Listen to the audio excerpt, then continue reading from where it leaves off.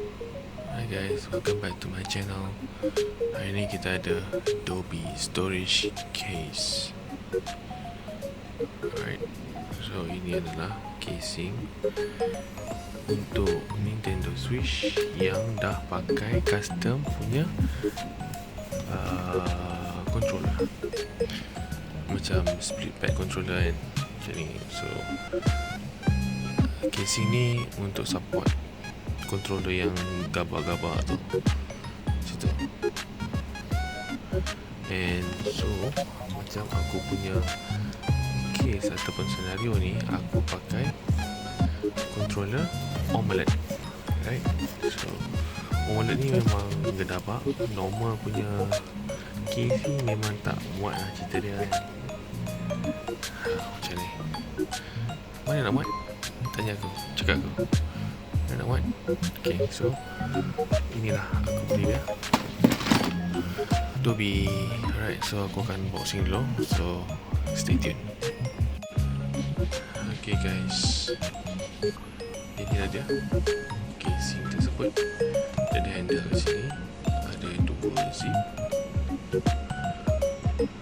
Keadaan dia very simple, very straightforward. Ini damage daripada kesan courier. Kat sini ada zip. Bag ni agak besar, case ni agak besar. So sini kau ada slot untuk letakkan.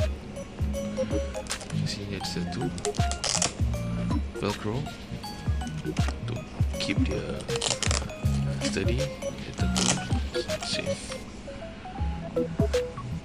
Lembut untuk cover bahagian cermin, bahagian screen. Ini adalah ruangan untuk kau letak Joy-Con 1, Joy-Con 2.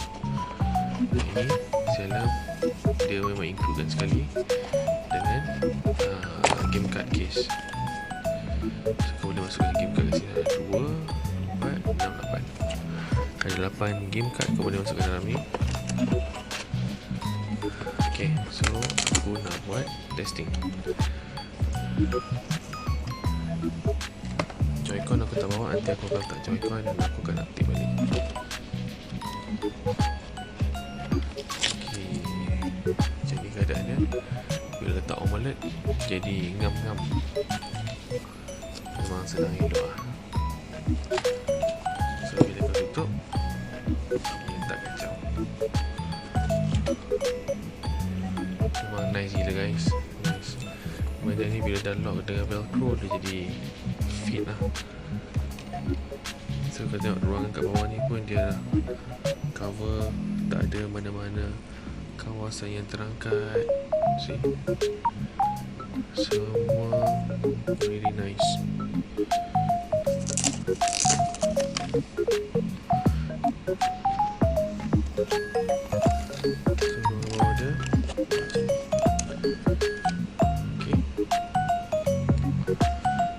Itu sahaja video untuk hari ini. I'll see you guys in my next video.